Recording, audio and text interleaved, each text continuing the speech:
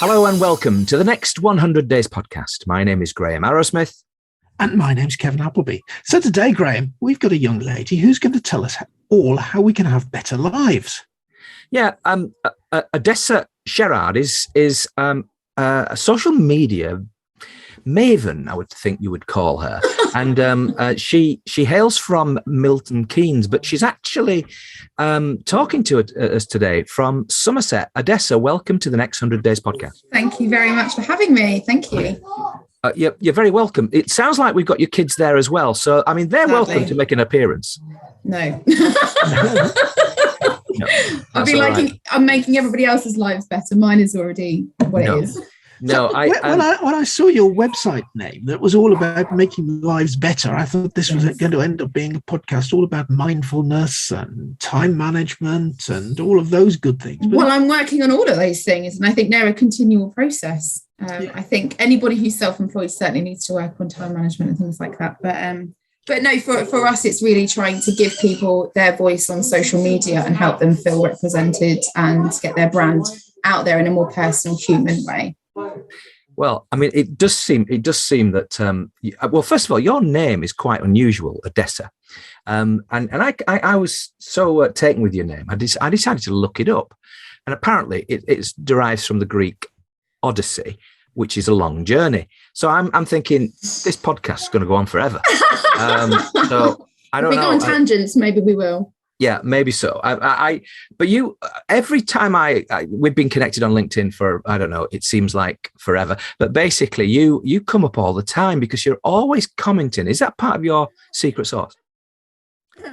It could very well be. I think social media is very much a mix of engagement as well as content creation. And a lot of people put so much emphasis on the creating of the content and getting stuff out there and posting regularly. They forget that actually so much of the value actually then comes from adding your voice to the other conversations that are going on. Quite frankly, it's not all about you. It's about joining in those other conversations as well. So it's joining in lots of different conversations as well, not just the ones within your sector. It's trying to have a diverse range of conversations with different people in different sectors. So I'm on LinkedIn all the time. So that's probably why. Well, no, but I think that there's something to be said for that. As long as I suppose, ultimately, if it comes back to you in some form of, I don't know, benefit, but certainly from a business point of view, does it do that for you?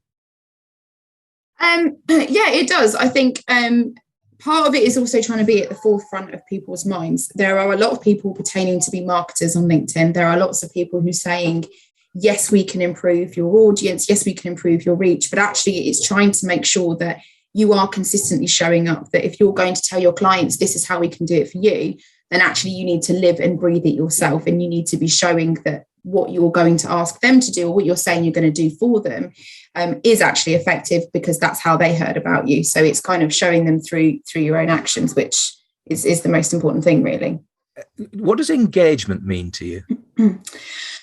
That's a very good question. For a lot of people, they tend to assume that engagement is on their own content, so looking at what other people are commenting. But for me, engagement is simply that. It's having conversations with anybody. So it doesn't have to be your content. It could be somebody else's post. But it's about getting yourself in the middle of the conversation, adding something of real value, either to support somebody else's content or to actually just join in the conversation, share your viewpoints, share your experience. Right. So does it matter whose conversation you're joining in? In my opinion, no. I've joined in some really random ones, but it has to be something that really resonates with you. I've seen lots of people just simply adding 4 simple words of "that was a great post" to somebody's content just to scatter the seed. But actually, I think you still need to be intentional with where you're putting your comments, where you're adding your value, because you want it to be that if somebody then reads it and comes back to you on the comments that you've made, they can actually see that there is a reason. It's integral to your brand, or it's consistent with your voice or your audience for you to have those comments and to share those thoughts. So do you have to be by nature highly opinionated? It helps, but no. I don't know where you get all these ideas from. I mean, you've got to comment about everything. I mean, I don't know, you're the Jonathan Ross of LinkedIn, I suppose. But, But genuinely, I think that always is short. Oh, yeah. No, I don't. I'm not really commenting on your hair. At least you've got some. But I genuinely, I think you are a breath of. When I've read your post, you are a breath of fresh air. It doesn't appear to be sort of leaning one way or another. It's just genuinely sharing, and it's. I said it earlier that you've got engagement. There's something about you that's different. I think you're living the dream as opposed to dreaming of these bigger results. And there's something to be learned from you, I think. Yeah. I mean, I've followed very similar paths to lots of people where you fall into a job because it was the right circumstances. It supported your life at the time. Whereas I'm in a position now where the person that I'm working with saw my situation, saw the talent, saw what I was writing and saw that it could be used in a better way. And actually, he had far more faith in me than I had in myself. So I've kind of wandered into this particular path.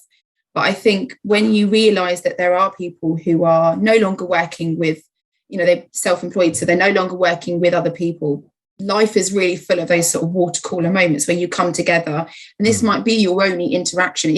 It's a shame that social media is sometimes people's only social interaction, but actually you have to give something back. If this is the only voice they're going to hear of today, what value can you add to them? How can you make that day better? How can you speak to them in a way that's going to resonate? And actually, a lot of my content now, because I've been doing it for quite some time, that's where I'm actually starting to get people saying, I've been listening to your voice. I love how you present yourself. I want you to do that for our brand.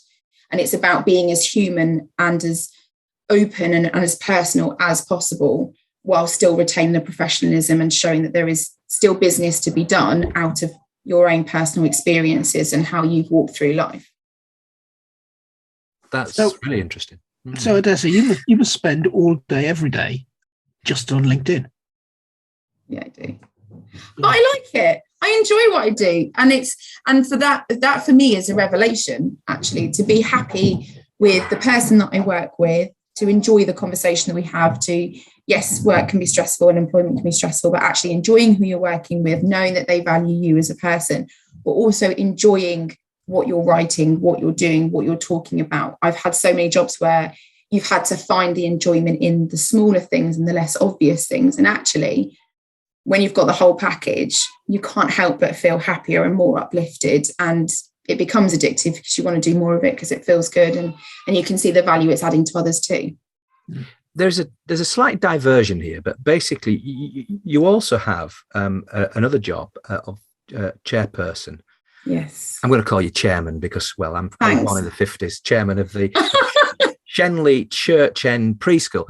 Now, my daughter is actually currently the chairperson of the Pied Piper Preschool in Silsden, where I live, and my wife is the admin for it. She wouldn't thank me if I didn't ask you a question about preschool. How did you get involved with the preschool, and what does it bring to you? Well, it's a role that I'm sort of stepping back from as I'm developing the business, but essentially I've been doing it, obviously, as you'll see, for the last 2 years, and it's a preschool that I actually, well, not currently, but clearly, but locally, I've always lived in Milton Keynes. It's actually the preschool I used to go to, and now my children are going to it, or my last child is going through it. Yeah. And it's a committee run, so they need to have a full committee of parents for them to stay open, as you're aware.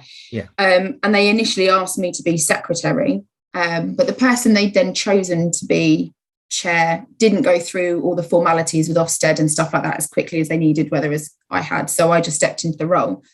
And at the time, we suddenly had the preschool manager disappear, and staff's attrition was suddenly really high. So in the last year, where I've appointed a new manager and we've had to redo the recruitment process, we've had to do all the hiring, we've had to do policies, we've literally had to take it from the ground, strip it all out and completely rebuild it, which we've been able to do very successfully in the last year.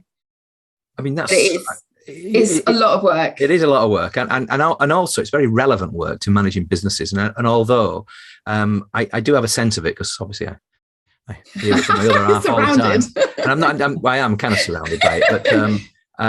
But I have to say it's a marvelous thing that you do, because I think helping children in their early development is really important. And, obviously, it's funny that you said that you used to go there. So it must have been going for a while. I mean, I don't mean to say that you're really old, but it's obviously been going for a few years. And what's interesting is my wife's been involved in the local one for, I don't know, more than 20 years. And so now some of the kids that are coming into the preschool, she originally sort of, they were kids when she was there. So it's kind of, and she knows everybody locally. And is that, do you walk down Milton Keynes and everybody says hi? Do you know everybody? No, Milton, I mean, I've lived in the same side of Milton Keynes my entire life. So there are lots of people where, as I'm going about day-to-day life, I recognise them. Yeah. Some from schools, some because I did recruitment for a long time. So there are hundreds of people that I've interviewed that I will recognise and stuff like that. Right. A lot of the people that went to the same school as me still live locally. I'm always that friendly, but I don't think there's so much of that community. And I think that's one thing I've noticed since coming on social media is actually the physical community that we grew up with that was really important, really only sort of 10, 15 years ago, now seems to have dissipated. And that's where it sort of shifted onto social media as kind of a replacement. But it would be nice if it was still like that. I think it's disappearing and it's something we need to fight to bring back. My youngest son lived about a mile away from the Shenley area and for a few months and with a nice view of what's it called? Near the canal. He lived near the canal. And basically, we found it absolutely a fascinating place, Milton Keynes. I mean, can't quite get used to the roundabouts. I mean, never seen as many roundabouts, Kevin. I don't know about you. That's the problem. They all look the same as well, Greg. Milton Keynes is the easiest place in the world to get lost in because every roundabout looks the same. It does. Yeah. Obviously, it's a new town, and anybody who's doesn't understand what we're talking about, it's about 30 or 40 miles north of London. And it's just got loads of roundabouts, but and a nice shopping centre. It is a nice place. What I love about it is the ability to go out on your bike and just wander around, ride around. Really, really nice place, and I think there's a lot going for Milton Keynes. Yeah, definitely. But what is interesting is that your burgeoning sort of career is all about online. As opposed to, as opposed to, meeting people in the street. Yeah, it's really interesting actually, because I've probably, I mean, obviously it's slightly different when you've worked in sort of customer facing roles or recruitment and stuff like that, you do genuinely see more of people than you would if you were in any other job. So there are lots of things like that where you recognize people, but, social media, surprisingly, has connected me almost to more local people than I thought was possible. Businesses that you don't normally come across, but actually people who are really active in the local community, whether it's because they're doing networking groups or because they're supporting local charities. I've actually probably met more local people that I can connect with and I can relate to my situation because of social media than I have actually physically getting to know people that 30 years I've lived here. Yeah, well, they wouldn't look at you in the street, would they? But because I mean, this person who towing 3 kids along, presumably, are they all in prams? No. So they're 5, 7, and 3. So not long out of prams, but various levels of destruction. Well, that's really good. But the thing about it is that what's interesting is that your network has grown because of your involvement. A positive involvement in things like LinkedIn and so forth. Yeah, absolutely. Interesting. Definitely. So what is it about what you do that you can share with others? Is there something that we're all getting wrong that you think that you're getting right? I think the people are being dissuaded from, I guess, being their authentic selves. We had that whole phase where everyone was talking about being authentic and we got fed up with the word and we, I guess, forgot what it meant, because we then got sick of it and we didn't want to use it and we didn't want to do anything with it. But essentially, what I try and convey to people that sometimes is often missing is that it's your account. Yes, you've got a job. Yes, you're representing a company, but it's your account. So when we talk about personal content, people think that means we need to talk about a bereavement in the family or financial struggles or things that people can resonate with.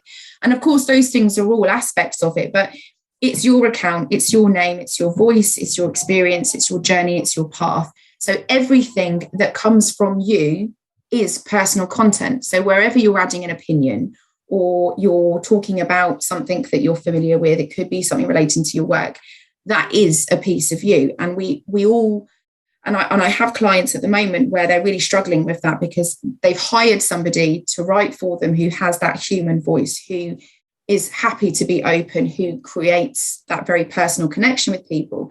But there's still so much fear about what they're putting out there and what people think about them. But what we forget then is that link is that if you're not being yourself, just if you were in a networking meeting, standing in front of somebody, if you were being something other than yourself, people are not going to connect with you. They won't feel like they get to know you. And if they don't feel like they know you, they don't want to work with you. So people think they have to come up with this grand story to get the interest. And actually, it's sharing a little bit about yourself in every post. It doesn't have to be you being standing there vulnerable in front of everybody and talking about something really difficult. It can just be that you use your favorite dad joke, or there's a lyric to a song, or it could be that you talk about an anecdote from previous working history, or you could just say something very simple. Like I said to somebody yesterday, is just, my dog did this. Do you like dogs? It's that sort of thing. It can be a connection on the most mundane or, biggest moments, but it's finding something that people can attach themselves to and say, yes, we've got that in common. That resonates with me. Let's have more of a conversation because I know more about you. Did Kevin Appleby respond to that because he loves dogs as well? I was starting to get it from the traffic behind him. Yeah. So, Odessa, fine. Yeah. You're responding with a bit of yourself. Yeah. And I completely get those sorts of conversations, but you're posting as yourself on LinkedIn, but you're also managing other people's LinkedIn. Yeah. So how do you therefore get that piece of something personal about the other person? That's a great question. The format that we've kind of, over the couple of months I'm doing it, because I'm still very new to it myself as a profession, is we've come up with a questionnaire of lots of different things that we can learn about that person. So things like, favourite holiday, or little bits and pieces that as you were getting to know somebody as a friend, you would like to know about them because that would be some attachment point. But one thing that I do is every client meeting, I will kind of let the conversation become as free rein as possible, because there's a lot you can pick up about somebody in their choice of words, their tone of voice, how they talk about certain subjects. You'll know where to probe a bit further to get a bit more out of them. And you can learn so much in actually a very short period of time, but only if you're watching and you're listening to that person, you really start to get into tune with them. So that's essentially what I try and do, is I pick clients where there's an attachment point, there's something in common. There's a reason why they've asked me to have the conversation with them in the first place.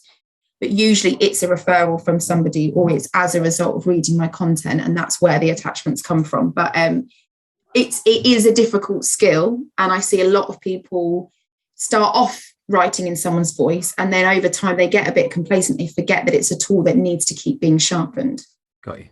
And so you basically help other people, and you said some time ago that it was all about they think you can improve their brand. Yeah.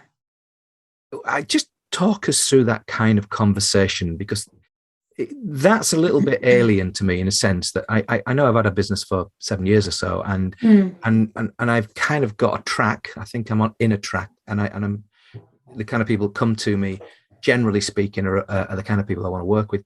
But there's probably a whole lot more I could do, but I don't know whether I should be doing it online. So when that person gets in touch, says, Odessa, I've seen your work, I'd love you to do something for us, what comes after that statement?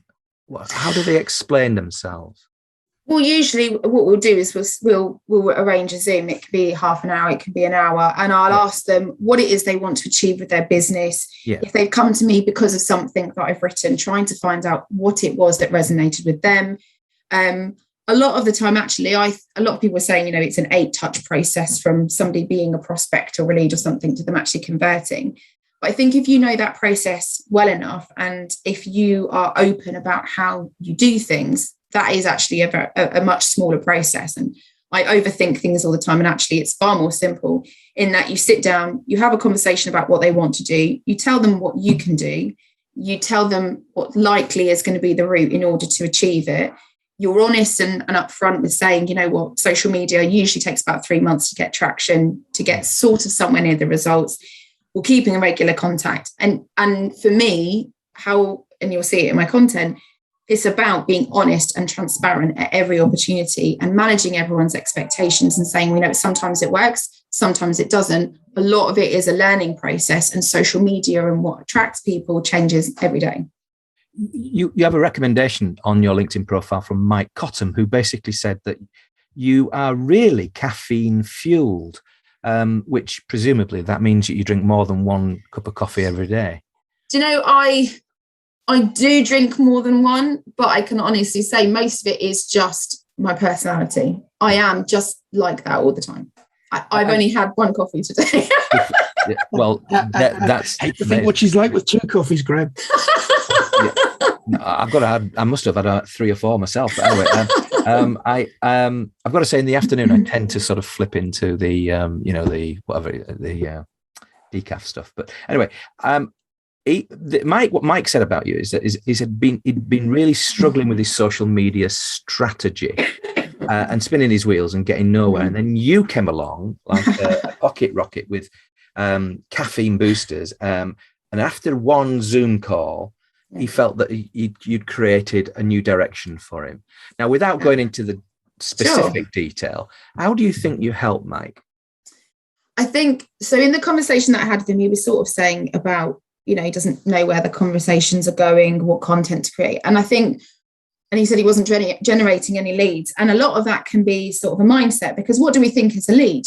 What do we perceive to be a prospect? And the mindset shift in that particular scenario was me saying, well, look, you put this post out, look at all these comments from these different people. They are your leads. They've already been there, but you thought it was direct messages that get you that work. And actually it's you looking at who's showing up, looking at what they do. Can you add value? And starting those conversations and actually noticing that any time you spend on social media is a lead opportunity. So if you're sat in a LinkedIn live, who else is watching? Connect to them. If you're putting up a post, who's commenting? Connect to them. And looking for building those personal relationships. They've come to you for a reason. They're interested in what you've said. Don't just let them sit there and be collected by somebody else. They've already done the hard bit for you. They've already connected with you, or they've resonated with something you've said. They've put their name to your content so that you actually have a means to contact them. So why wouldn't you? And it was that mindset shift that I think made the biggest difference. So somebody who comments about my favourite holiday destination is Greece. Not that it is, but basically, let's just say, but this is probably telling you more about my personality. But let's just say it's Greece. And basically, and people start getting, I went to wherever, Lesbos or whatever it is. Yeah. And had a great time. Yeah. That's a lead? No, it's not. Surely not. Of course it is.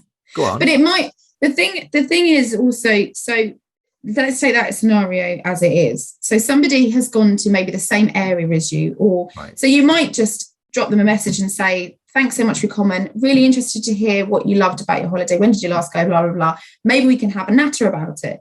So you jump on that Zoom call, because it really doesn't need to be that hard.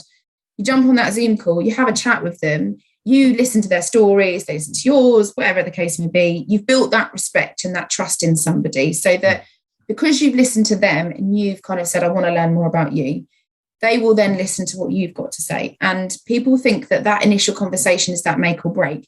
But because it might be that they never become a client of yours. There's every possibility. I'd say out of all the conversations I have, say in every 10, only maybe 1 might become a client. Yeah. But it's not about that person and their immediate need. It's now about who they know. And because you've now made that personal connection, they can say anytime that they hear so-and-so needs an accountant or so-and-so needs a content writer, I know just the person. We had this beautiful conversation. We really got on really well, and I would recommend them. And it is that simple. And that's very much a sort of a BNI type approach, isn't it? I mean, the fact don't say that. No, the only reason I say that is I went to one of their fame meetings in Manchester a couple of weeks ago, and I have to say, I really enjoyed myself. There's some really lovely people there, and but it's a wee bit too far away, and it's not quite me. Is it Oscar Wilde? Is it Oscar Wilde said it? I'm not quite sure if he said that, or it might have been somebody else who basically said that he's not very good at joining things, and I don't think I'm particularly good at joining these things. But going back to Mike, who basically obviously engaged you. You are actually building those relationships on his behalf. So somebody then starts to get into a conversation with you. Do you then flip it into a Zoom call that he gets involved in? And then all of a sudden he has a slightly different dialogue to you.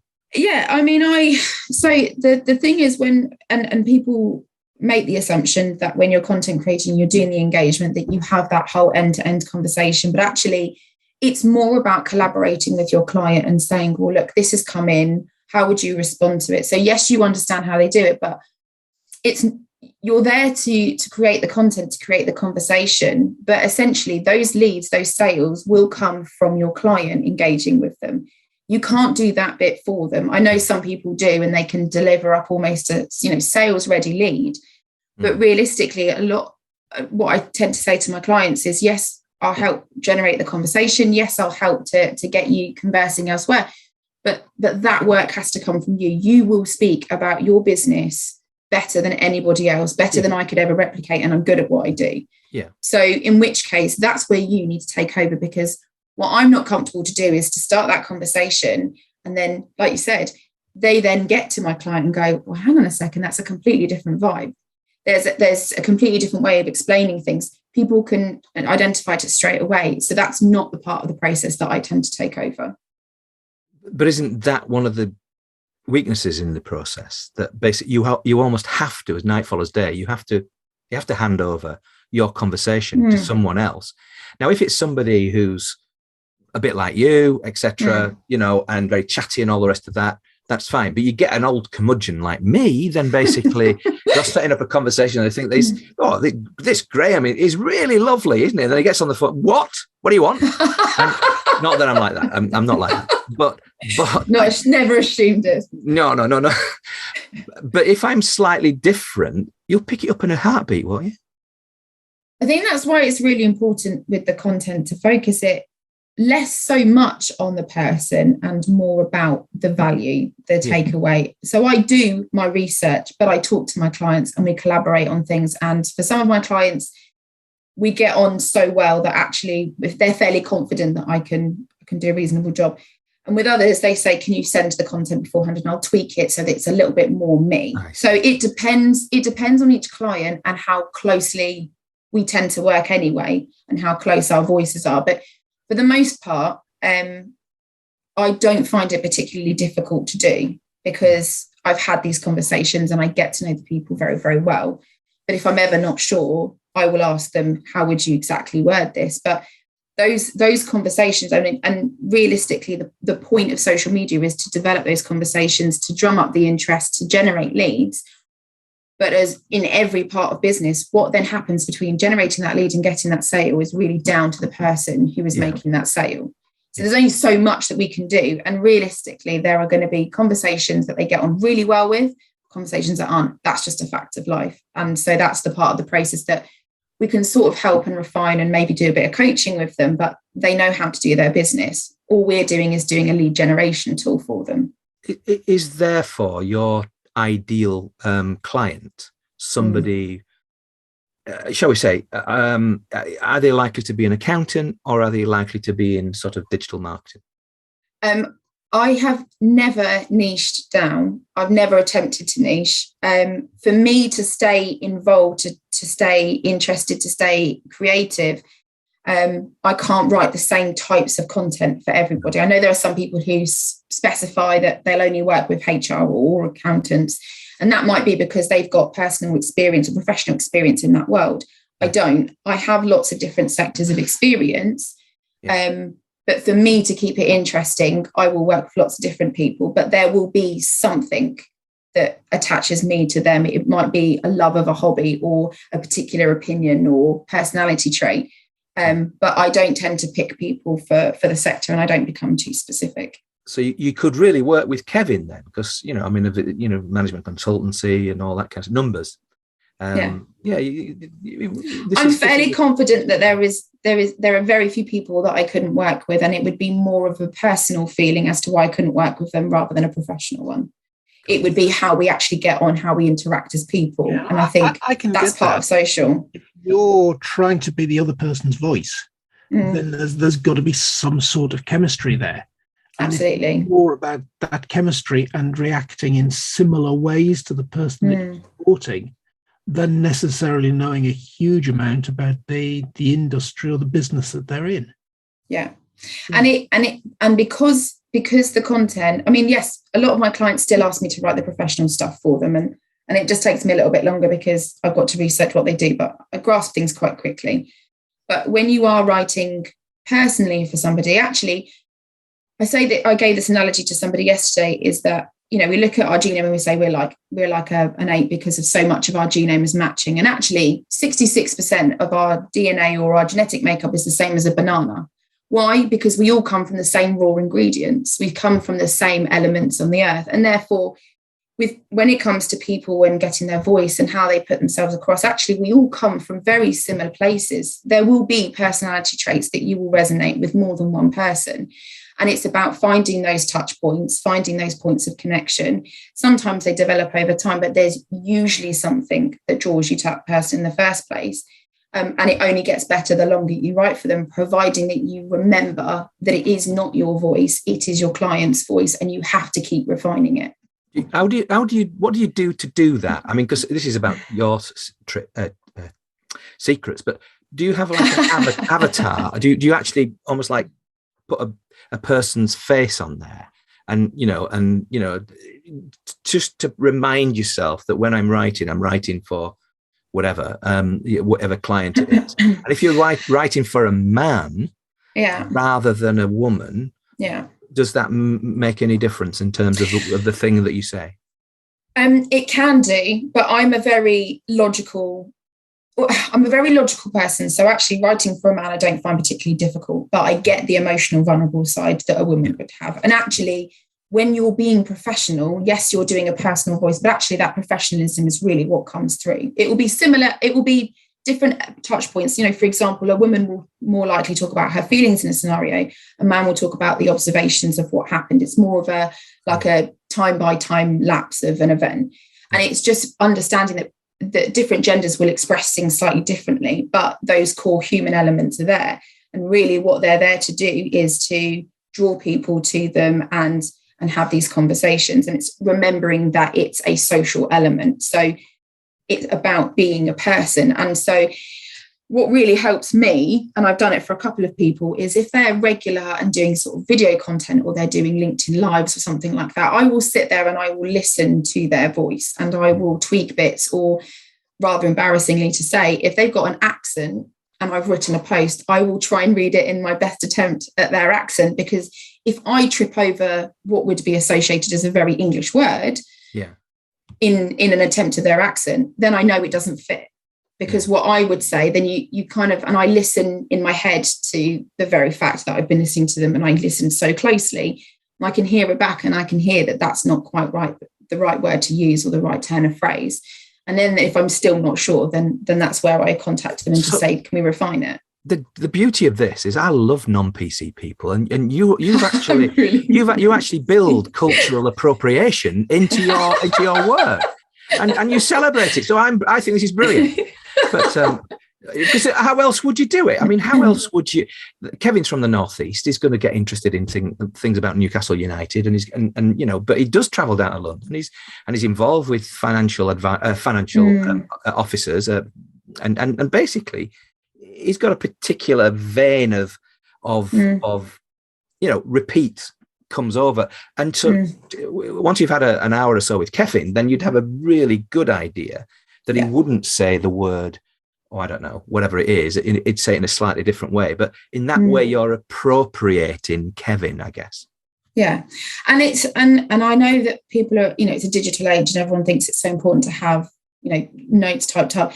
But I actually prefer to handwrite things, because you can probably do it quicker and more coordinated, but it keeps you more present in that conversation as you're listening. Yeah. And there are key phrases that a client will say that I will write down. And because of the way they've expressed it, it gives me an idea of their opinion on a certain subject. So when I'm allowed to write on a more personal level for them, once you've listened to them a few times, you near enough got it. And I've sort of said to them, it usually takes me about a week to 2 weeks to get near enough to the voice where actually people wouldn't notice the difference. It wouldn't take you that long with Kevin. He's so Thank you. It'd be done in about 2 minutes. That Odessa would find it really impossible to write for an old git like you. She just couldn't get in the right mindset. I think one of the things that comes about when people talk about you on LinkedIn is energy. This word energy, and we've seen it already. I mean, we know that. So I don't think it's just about caffeine. There is something really basic, and I guess you would have been a bit like that at school, and I think you probably like that as a mum and all the rest of it. Wow. And there is something about energy, but what drains the heck out of you? What is it that really irks you? Well, it was something I wrote about this morning, actually, about things like integrity. Like business is one of those situations where it doesn't go right, but it's ironically, when things become personal, and I don't have an amazing self-esteem, and I do take things very personally, and I don't have the best belief in myself. I think where sometimes family have highlighted the tendency to be more egotistical. In my way of correcting that, you try and be humble, but there's a very fine line to being humble and self-destructive, because in order to bring yourself down to that level, you are taking yourself down a peg or two, and you're trying to keep focus. So when you get to a point where somebody either doesn't appreciate what it is you're doing, or they don't see the value, or they take, when it becomes a personal comment on the work, where I know that I've worked hard and to me it sounds like them, and actually it can be quote for quote something that they've said, but they're still not quite happy with it. Or where recently somebody took fault with a friend of mine, and those things I find very draining, mostly because they're very school playground antics. And for a professional, yes, I'm talking about bringing personal to LinkedIn, which everyone then says it should be on Facebook. But actually, we are still a professional network. We are still self-employed or employed or business owners or whatever the case may be, but we are still professionals at the end of the day. So when somebody is, brave enough or raw enough to put something out that's personal, and then they get trolls or they get negative comments, or, people start talking about other professionals in a very unprofessional way, that's where I find it very draining, because actually we are still accountable to the roles and our business identities at the end of the day, and people sometimes forget it because they're wrapped up in their opinions. So I find that very draining. Wow, that's a really good answer. There's so much to that, and actually, I would when you get chance, listen back to what you've just said, because I think it will help you. Because the truth of it is that you are on a long journey, and at your tender years, you'll probably, once you get beyond a certain, and I've got an idea what the next big number, when you get beyond it, you'll look back and say, I don't give a monkeys. And actually, there's a sense that actually there's part of my observation is that what you're doing is that you're almost like an actress, in the sense that you are actually taking on roles, which basically you're learning the role, but you've got a particular skill. You're the Glenda Jackson of LinkedIn, and effectively, you probably don't even know who she is. All right, okay. Well, Google it. You'll find it. Right, no, it's fine. I will. I promise. I don't know. I'm sure there's a younger actress I can refer to. But the point being is that somebody who's really on top of their method, or at least developing their method, and let other people appreciate you for that. And if they don't, then sod them, and cut them out. Because to be honest with you, I think the one thing that I've got from half an hour in your company is energy, and is the ability to change things in a really positive thing. I haven't got negative about you at all, because there's the beauty of what you do for others is you bring positive feelings in a business context, And it's interesting because, Kevin, I was listening to another podcast that I'm quite interested in, which is called Money Week, a podcast. And it's about making money and about, stock markets and all that kind of stuff. And it's quite interesting stuff. But there was one guy on there talking about his fund or whatever he runs. But he was saying how he's positive. He has a positive mindset rather than a negative mindset. He doesn't see the downsides and all and there's a difference, and it makes him a longer term investor. And oddly enough, that's where he gets most value. So there is something about being positive, and I think that's something that you should keep hold of. Yeah. And there is the thing is that there is so much negativity, there is so much realism. We're always trying to shine the light on the truth of a matter. And actually sometimes what we forget is that by trying to shine the light on the truth, there is actually a lot of positivity in that truth. We can talk about COVID and we can say how bad it's been, but actually taking it from the positive side of things, what's happened is that we've become more thoughtful of other people, their personal space, their feelings. We've taken hygiene a little bit more seriously, and I don't think we'll ever go back to the way that we were before, because now we've got this awareness. We'd almost be stupid to. And I think there are a lot of positive things to come out of negative circumstances, because it's that, there's quotes that you hear all the time. You're going to learn more from your losses and failures than you are going to be from your successes. And successes are great, but they are very transactional at times. They only last, until the next person gets the award, and suddenly you're no longer, the sector favourite. What you can learn from is those negative experiences, but it's not allowing yourself to be beaten by those setbacks. It's those allowing you to stop, take stock of what's going on, and allow those to propel you forward. So long as you're willing to be honest about those situations, what happened, and then you can get the real value out of them. But there's no real need to be negative on social media. The world is negative enough. Life is hard enough without projecting a negative voice all the time. I'm probably guilty of that every now and again, particularly. We're all human. Yeah. Well, you've got to show that human side, Graham. So that's part of you to yeah. I've been grumpy sometimes. No, I expect people to be happy all the time. Yeah, but remember, I'm acting when I'm saying I'm grumpy. I'm not really. But my family will probably differ. But having said that, the thing about you is that you are social with laughter. I think you told me at one point, and basically.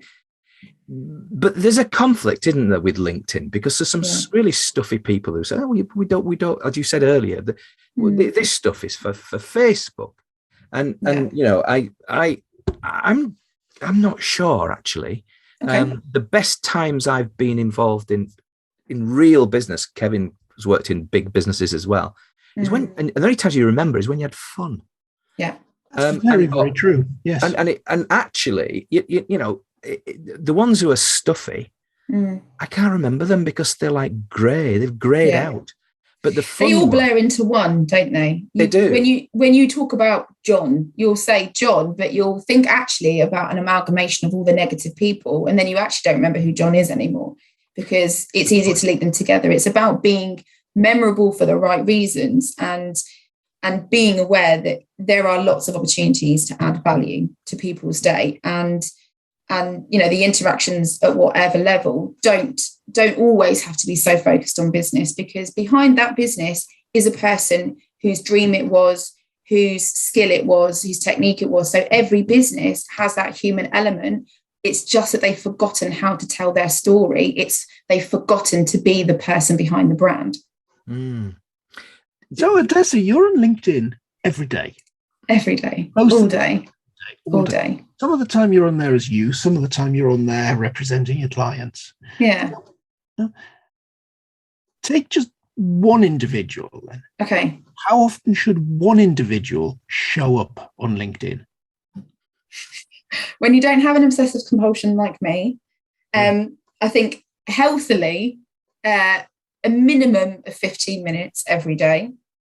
But to get the full value, to really add value to other places, I'd say maybe at least an hour. But that doesn't have to be one full hour. It can be, I've got a friend, Ashley, who does, the 15 minutes to get you into the daily habit of doing it. And actually 15 minutes can achieve so much. And it's why I love the workshop that he presents, because it wouldn't be Ashley Leeds by any chance, would it? It would be Ashley Leeds. I'm a huge fan. I'm a cheerleader.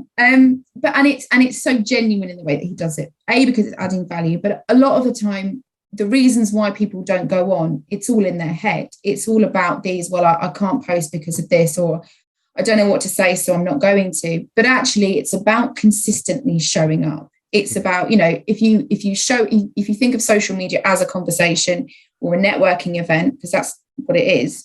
It's a daily 24/7 networking event. You only get your voice out there. You only get yourself known if you take your seat and you're willing to participate in some form or another. You don't take a seat, though, do you? What you do, you're on roller skates. I mean, you're going around talking to everybody.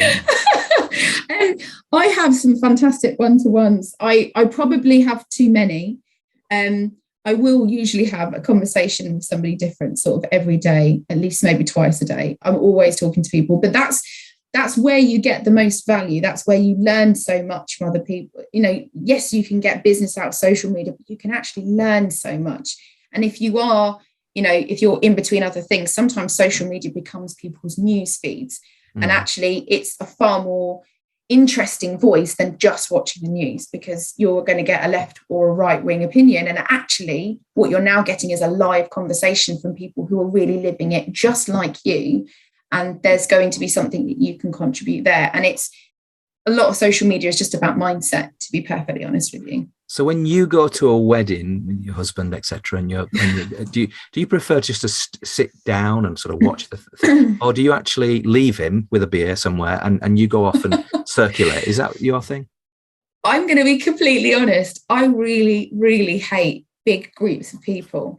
My problem is that I laugh the loudest and I talk the loudest, and so I end up being in those conversations. But actually, 2 or 3 people is my sweet spot. A group of 2 or 3. Now we end up getting different configurations of 2 to 3, and I will usually stick to one person until I feel comfortable enough. I don't find those situations very easy, so I tend to avoid them. Anybody who's ever been to an event with me will wonder what I made a fuss about, and yet they'll have known that I was so nervous before I went. But you have to push past it, and you have to come out of your comfort zone, and you just have to try and be as much of yourself, and realizing, as I've learned from somebody recently, you can push your comfort zone only so far, and you have to remember to be able to come back as well. You don't want to keep pushing yourself out there past a point that you're comfortable, because then you start not listening to your mental well-being, and you're not thinking about what you can handle as a person. And sometimes you do just have to say no. But I tend to leave him and wander off, because I do want to have conversations with people. But it's kind of, I have to find somebody that either because they're quiet or they've made eye contact, or we're both interacting over something. But I usually, despite being nervous, will start a conversation with just about anybody. Yeah, I figured that. I think it's in your line of work, I think it's really good. So you, if you had to take who do you take inspiration from? That's a really good question. There are lots of people where it changes. Actually, there are people that I enjoy their content and I keep coming back to it. So actually, it's going to sound so cliche, but my business partner, I like his content very much. He polls every day, but he takes it from a very neutral point of view. And the post is usually different to the poll, and it requires people actually reading it first. And that's part of his experiment as well. But it's introducing different topics in a business light. So there's, people like that, or, people like Ashley, where he very much wears his heart on his sleeve. Or you've got, mental health professionals like Ben Slater, who's local to where I am, or, Brett Townsley, John Manning, a few other people like that, where they're talking about the issues from a very compassionate, very kind, very human-centric point of view. And that's always the content that I'll tend to gravitate towards. If we're flexing how much we're earning and what material possessions, then you've lost me completely, because the finance and the money side of things is just not interesting to me. It's about the people. It's about learning what I can about them and getting to know them. And so that's the content I consume. You're saying that, but we're talking to you in Somerset, and you're in a 200-acre house. I mean, what you're on about? I mean, surrounded by greenery and stuff like that. And oh no, I'm not where I am. No, not about the money. But no, I love your, and it is everything you said just reaffirms the fact that you were a positive person. And so look, we could talk for the rest of the day, but we really have to draw you to a close. Indeed, yes. We did say it was going to be a long journey, Kevin. But Odessa, you've been a great guest on the Next 100 Days podcast. Thank you for having me.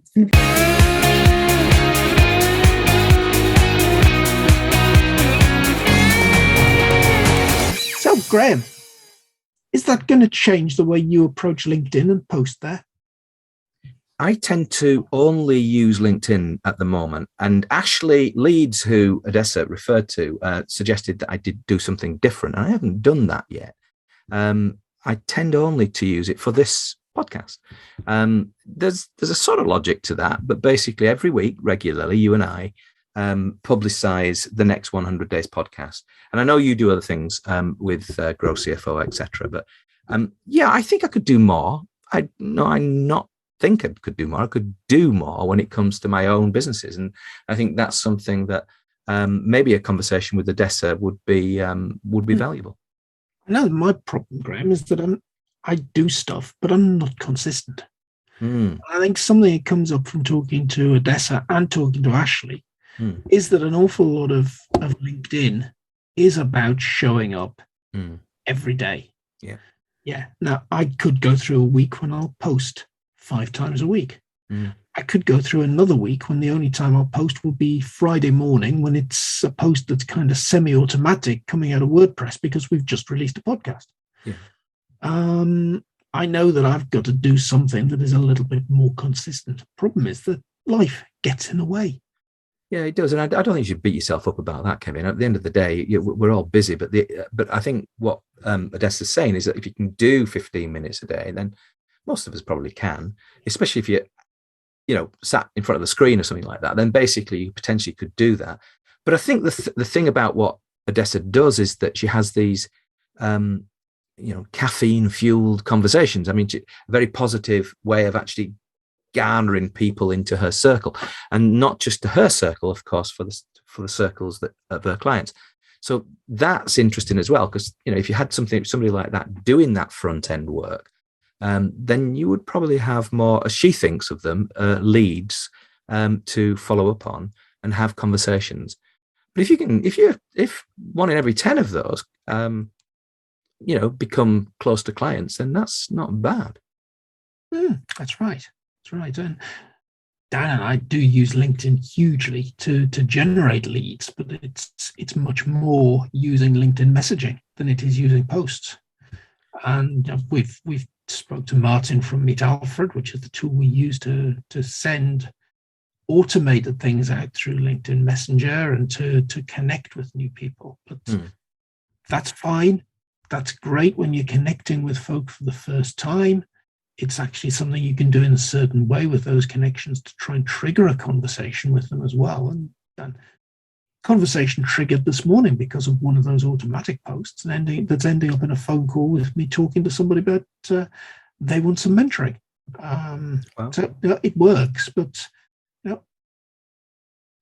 having conversations as well in the body of LinkedIn, the publicly visible bits of LinkedIn, is very, very valuable, and that's the bit that I'm really not doing properly. Yeah, I think one of the phrases that Odessa used during the conversation was that it's like I can't remember exactly what she said, but it's all like an always on networking meeting sort of thing. So effectively, you're always networking it because it's always on. There's an opportunity to create conversations all the time. Now, you don't do that by bragging about your business, do you? You do that through a sort of and you get to know people. And you don't lead with the business, it's not your 20-second pitch or whatever it is. I think you lead with the kinds of approaches that Odessa takes, which is one of the tensions of too close to Facebook, maybe. I don't think so. I think it's just too close to how people actually are.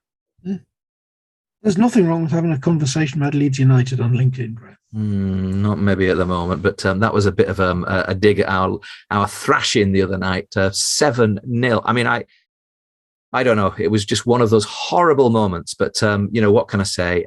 That's football. That was a few days ago. And there's another match on Saturday against Arsenal. So God help us. Well, as we record this, we're playing Liverpool at Anfield tonight. And you should see the odds against us scoring a goal. Well, I put it this way: your season's not going to be decided by your game against Liverpool. It really isn't. So, but I have to say, today's been a fantastic podcast with Odessa Sherreard, and we'll put a link to Odessa within the show notes. So if you want to have a conversation with her, and I really think you'd enjoy it, whatever you said, then you'll find a link there. So today, well, I've been Graham Arrowsmith. I've been Kevin Appleby. Goodbye. Goodbye.